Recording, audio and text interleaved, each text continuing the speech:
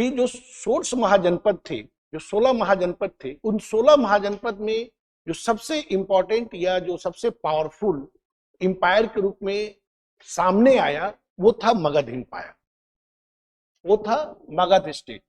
अब ये आपके सामने एक क्वेश्चन बनता है कि मगध ही क्यों ऐसा था कि जो सबसे पावरफुल बनकर सामने आया। ठीक है, तो ये इस क्वेश्चन को समझने के लिए आप वहां की परिस्थिति को समझ लीजिए। तो मगध कहां पर सिचुएटेड था? तो मगध सिचुएटेड था, Magadh situated at the confluence of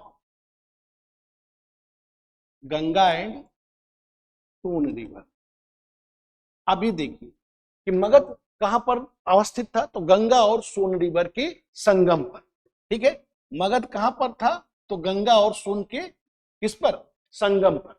अभी समझ लीजिए कि जब गंगा और सोन नदी के संगम पर स्टैब्लिश था तो निश्चित रूप से जब नदियां चलती हैं तो अपने साथ एलुवियल सॉइल लेके चलती है, और जो एलुवियल सॉइल होता है ना वो बड़ा फर्टाइल सॉइल होता है। तो एक तो ये कि नदियां अपने साथ किस चीज को कैरी करती हैं? एलुवियल सॉइल, पहली चीज।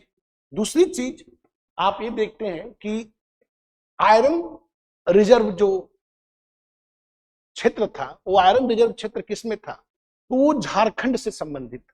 झारखंड और बिहार में आप बड़े पैमाने पर क्या देखते हैं? Iron reserve areas. तो मगध जो था, तो मगध क्या था?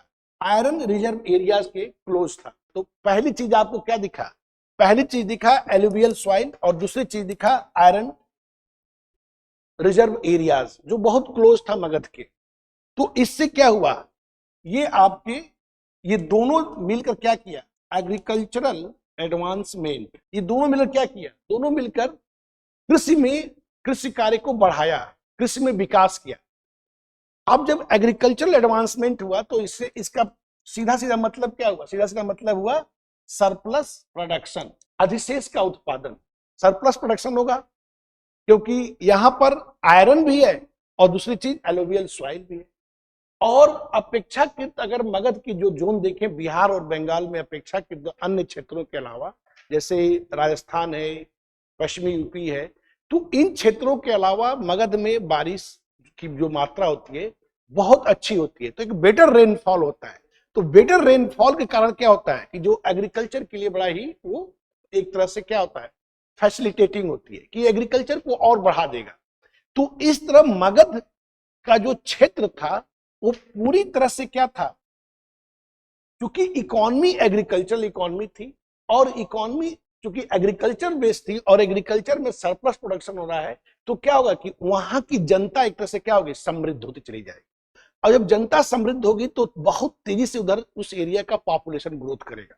और जब पॉपुलेशन ग्रोथ करेगा तो जैसे जैसे पॉपुलेशन ग्रोथ करेगा और आयरन का यूज करके क्या करेंगे? आयरन का यूज करके जंगलों की कटाई होगी और एग्रीकल्चरल लैंड में तेजी से विस्तार होगा। और ये सारी चीजें ने क्या किया कि एक तरह से मगध को पावरफुल बना दिया।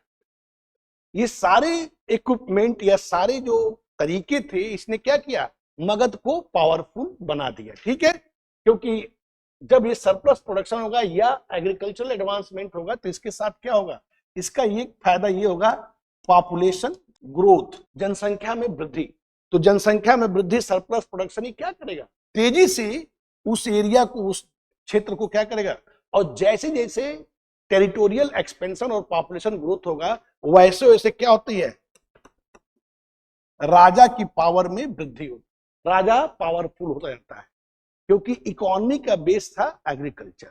ठीक है, तो इन सब तमाम कारणों में एक मैंने शॉर्ट फॉर्म में आप लोगों को बताया कि मगध क्यों पावरफुल हुआ। एक जो दूसरा रीजन था तो वहां से उत्तरापथ का गुजरना, सिल्क रूट से जो कनेक्टेड उत्तरापथ था उसका गुजरना। तो एक तरह से मगध, वत्स, अवंती, ये क्या थे? ट्रेडिंग रूट्स पे थे, क्योंकि अवंती जो था यानी उज्जैन या अवंती था वो क्या था? दक्षिणापथ और उत्तरापथ का एक जंक्शन था। तो इसलिए आप देखते हो कि उज्जैन जो था, उज्जैन एक ट्रेडिंग सेंटर के रूप में इमर्ज होता है। और दूसरी चीज कि जो वहां का जो राज्य था, इस राज्य को कहते हैं अवंती, तो अवंती भी बहुत पावरफुल एक स्टेट था। ठीक है, तो इन तमाम कारण ने क्या किया कि मगध को बहुत पावरफुल बना दिया। ठीक है।